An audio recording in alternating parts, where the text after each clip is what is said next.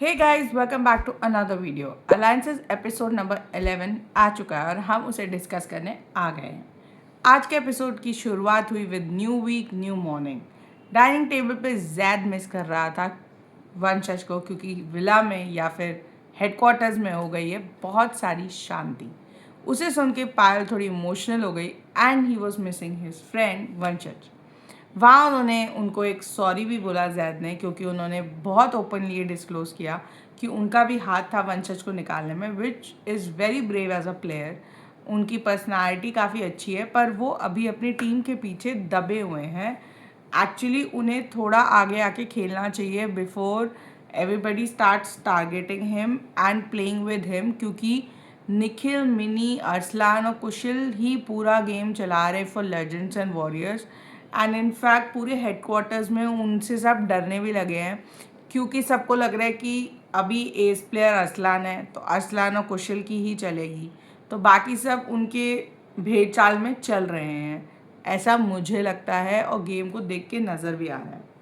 वहीं सोहेल खान को नॉमिनेट लोग कर पाएंगे या नहीं कर पाएंगे, उस पर भी एक डिस्कशन हुआ between the allies, warriors and legends कि क्या सामने वाले लोग सोहेल को नॉमिनेट कर पाएंगे, क्या उन्हें नॉमिनेशंस में हम लोग डाल पाएंगे जब 4 लोगों के बीच में आएगा। तो लोग के दिमाग में ये थॉट भी है। गाइस, हमने कहा ही था कि जब सोहेल खान जैसी पर्सनैलिटी शो में आएंगे तो वो तो उसे हेल्दीली और इन अ पॉजिटिव वे ले लेंगे, पर क्या बाकी सब उन्हें नॉमिनेट कर पाएंगे, ये एक क्वेश्चनेबल है। वहीं लेजेंड्स वॉरियर्स की planning plotting before the week start already शुरू हो चुकी है। उन्होंने पहले सोचा कि हमें नए लोगों को निकालना चाहिए, फिर उनका एक कुशल का जो पर्सनल टारगेट्स है वही पूरे अलाइज के टारगेट बन चुके हैं। एंड उन्होंने अभी टारगेट सेट किया है पाहिल एंड अरमान को। तो अभी तो टारगेट्स हमें पायल और अरमान दिख रहे हैं, दैट इज़ किंग्स एंड वंशज के फ्रेंड्स ही उनके टारगेट बन गए हैं। फॉर स्टार्ट उन्होंने डॉली का नाम भी लिया था, पर बाकी सब ने बोला कि जस्ट बिकॉज वो वंशज की फ्रेंड है आप उसके पीछे नहीं पड़ो, लीव इट, उसको बाद में देखेंगे।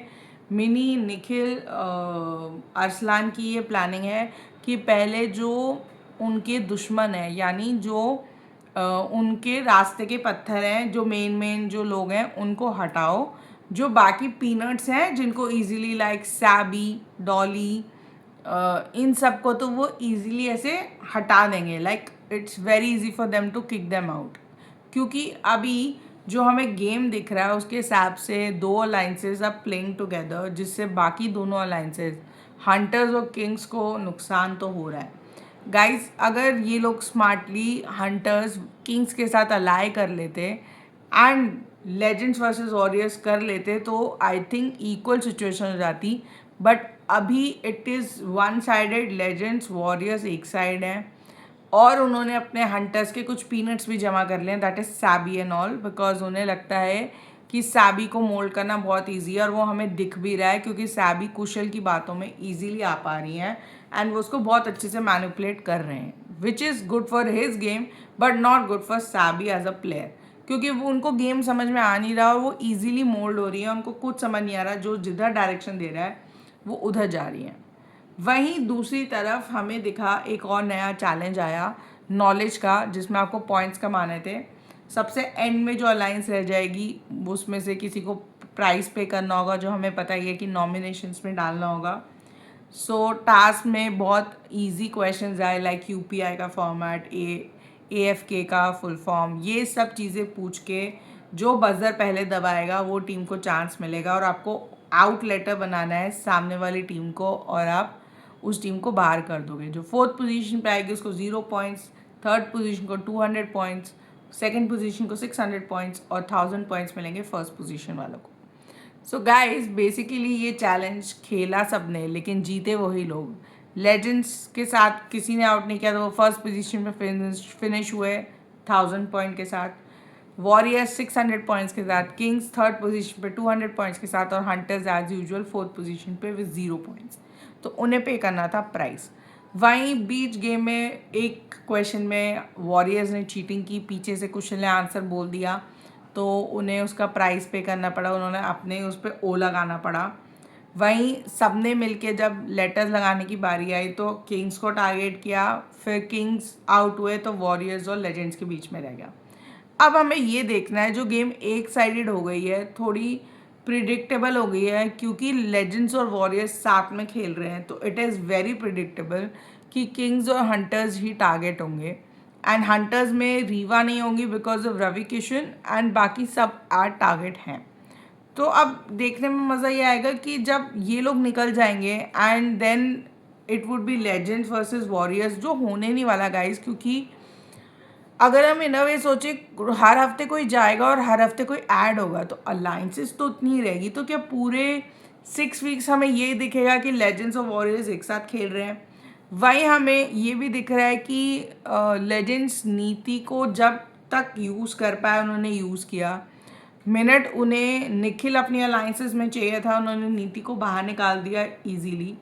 एंड अब वो उनको टारगेट करना भी शुरू हो गए, बिकॉज जब ये टास्क ख़त्म हुआ उसके बाद एज़ यूजुअल नॉमिनेशन का डिस्कशन हुआ, जिसमें 3 वर्सेस 1 से सैबी नॉमिनेट हो गई। एंड सैबी इस बार थोड़ी फर्म थी कि मैं अपना नाम नहीं दूंगी, पर मेजॉरिटी वाइज जिसका नाम जाना था उसी का नाम गया, एंड दैट वाज सैबी। वहीं कुशल ने उन्हें समझाया कि तुम हमारे साथ रहो, तुम हमारे साथ मज़े करो, एंड जब तुम नहीं जाओगी, क्योंकि गाइस देखो सिंपल है, डिसीजन तो एस प्लेयर ने लेना है डिलीशन का। अब एस प्लेयर में या तो अरसलान बनेगा या वॉरियर्स और लेजेंड्स में से कोई बनेगा, क्योंकि बाकी दोनों अलाइंसेस साथ में खेल नहीं रही है ना अपना सोच रही है। किंग्स थोड़ा कोशिश भी कर रहे हैं, पर हंटर्स का तो बिल्कुल ही मेरे को कोशिश ही नहीं लग रही है। They are like just in a game, in a flow चल रहे हैं। मुझे तो ऐसा फील आ रहा है कि किंग्स थोड़ा बहुत ट्राई करती है पर वो अकेले नहीं कर पाएगी। अगर लेजेंड्स और वॉरियर्स को इक्वल टक्कर देनी है तो किंग्स और हंटर्स को साथ में खेलना ही पड़ेगा, each and every player together, क्योंकि वहाँ 2 वर्सेस 1 चल रहा है फॉर एवरी अलायंस। वहाँ 8 प्लेयर एक साथ खेल रहे हैं एक साथ। ऑब्वियसली अगर आप एक गेम खेल रहे हो जिसमें आपको सामने वाली टीम को आउट भेजना है, लाइक आपको निकालना है, तो लेजेंड्स को अगर जीत रहे तो वो वॉरियर्स को निकालेंगे नहीं, वॉरियर्स जीत रहे तो लेजेंड्स को नहीं निकालेंगे, तो जो बाकी 2 अलायंसेस बची हैं वही टारगेट होती जाएंगी। पर ये कब तक चलेगा? ये गेम बहुत प्रिडिक्टेबल हो गया है। अभी एक हफ्ता ही हुआ है एंड इट्स वेरी प्रिडिक्टेबल कि एक ही साइड से लोग जा रहे हैं एंड एक ही साइड से इविक्शंस भी हो रहे हैं। एंड इस वीक का इविक्शन भी शायद हमें पता ही है, क्योंकि कुशल ने बोल दिया है इट्स फिलहाल पायल वर्सेस पायल और अरमान में से कोई जाएगा, या डॉली भी जा सकती है। तो हमें पता है कि जो कुशल बोलेंगे वही अरसलान का डिसीजन होगा और वही पूरी टीम का डिसीजन होगा।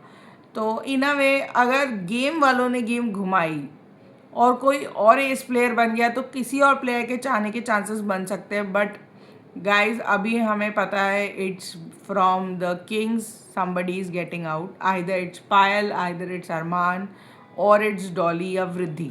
वृद्धि को भी टारगेट करने की सोच रहे थे कुशल, मतलब अभी वो गेम में आई हैं अभी वो सीधा टारगेट कर रहे हैं। ठीक है, हम समझ रहे हैं गेम स्टार्टिंग से शुरू से ही प्ले, फर्स्ट मिनट से ही लोग प्ले करना शुरू हो गए थे, बट ठीक है, आपका गेम है, आपकी एडवांटेज है, आपके पास पावर है, तो आप उस हिसाब से खेलोगे।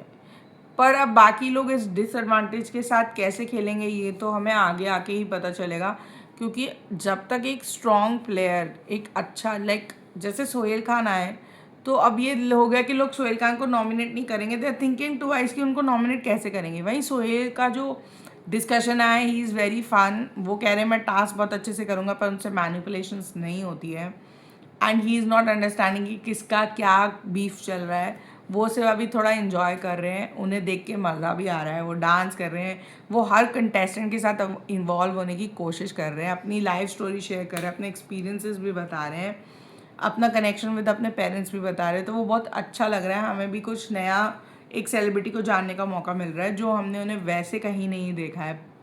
एंड वो हर किसी से इंटरेक्ट करे, वेदर इट्स पायल, रूही, आगू, बाकी सब की तरह नहीं कि भाई हम अपनी अलायंस में ही बात करेंगे और उसके अलावा कोई हमारे लिए मैटर नहीं करता। क्योंकि जब दिलबर और मीनी के बीच में बातें हो रही थी, या दिलबर और रीवा के बीच में बात हो रही थी रिगार्डिंग सैबी, तो उन्होंने बहुत क्लियर कर दिया कि Kushal and all is using SEBI as a bet, and SEBI को वो समझ में नहीं आ रहा है, एंड उसको जब तक समझ में आएगा उसका टाटा बाय बाय हो चुका होगा। एंड उन्होंने प्लान किया कि इस वीक वो पायल या अरमान में से किसी को निकालेंगे और नेक्स्ट वीक सैबी को निकालेंगे। तो लिस्ट ऑलरेडी बन चुकी है, बस हमें हर वीक वेट करना है कि किसको बाहर निकालेंगे। अनटिल अनलेस गेम में कुछ चेंज हो, क्योंकि मुझे दिखता लग तो नहीं रहा है। और अगर ऐसी प्रिडिक्टेबल गेम होती जाएगी तो एज ऑडियंस हमारे लिए भी थोड़ा बोरिंग हो जाएगा, क्योंकि प्रिडिक्टेबल गेम देखने में किसी को मज़ा नहीं आता। थोड़ा ट्विस्ट एंड टर्न्स तो आना बनता है, मतलब थोड़ा लेजेंड्स ऑफ वॉरियर्स को भी थोड़ा धक्का लगे, वो चीज़ भी देखने में मज़ा आएगा। पर आई कैन अंडरस्टैंड अभी वन वे ट्रैफिक चल रहा है और वो कब तक चलेगा आई डोंट नो, या पूरे 5 हफ्ते भी चल सकता है। सो यहाँ पे टास्क हो गया, सब कुछ हो गया, सैबी नॉमिनेट भी हो गई हैं, पर वो जाएंगी नहीं, कुशल जी ने गारंटी कर ही दी है। एंड वहाँ पे एक और सिस्टम अलर्ट आया जहाँ पे बिफोर चैलेंज हर अलाय को एक बंदे को नॉमिनेशंस में डालना था।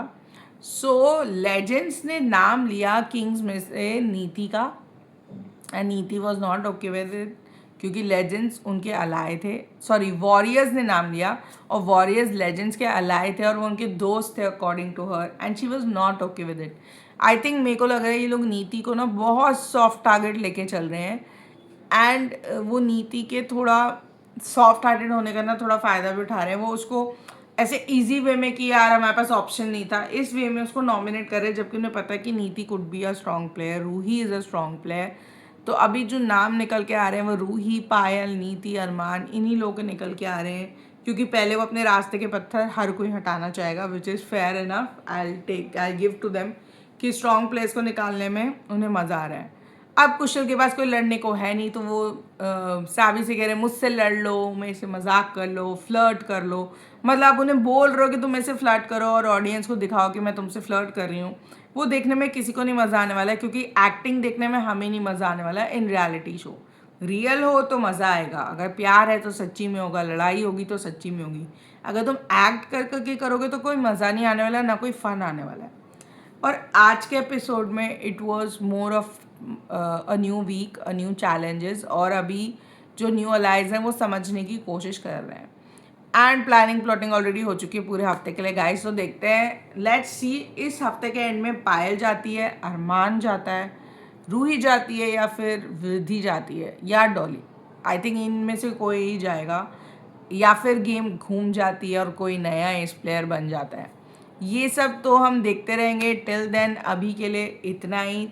अगर आपको मेरी वीडियो पसंद आए तो प्लीज़ मेरे चैनल को लाइक, शेयर और सब्सक्राइब करिए। Follow for more updates on alliance and lockup. And thank you so much for watching this video. Take care. Bye guys. See you tomorrow.